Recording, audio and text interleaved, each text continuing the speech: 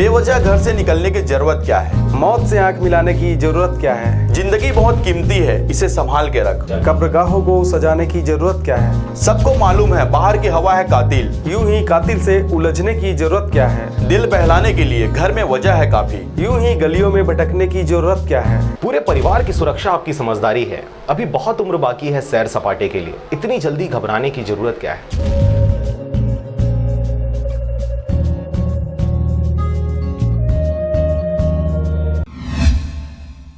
रायगढ़ में 21 जुलाई 2020 को विहान योजना अंतर्गत रायगढ़ महिला संघ ग्रामोद्योग की महिलाओं ने कलेक्ट्रेट परिसर में अपनी होममेड व हैंडमेड राखियों की दुकान सजाई। राखियों के साथ महिलाओं ने अन्य विभिन्न उत्पाद जैसे अचार, बड़ी, पापड़, आटा, सरसों का तेल सामग्री विक्रय किया।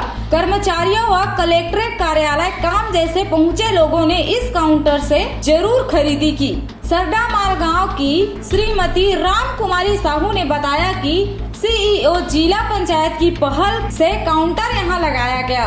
समय सीमा की बैठक होने के कारण पूरे जिले से अधिकारी यहां उपस्थित रहे। आज सामग्री की बिक्री से लगभग 8,000 की राशि मिली।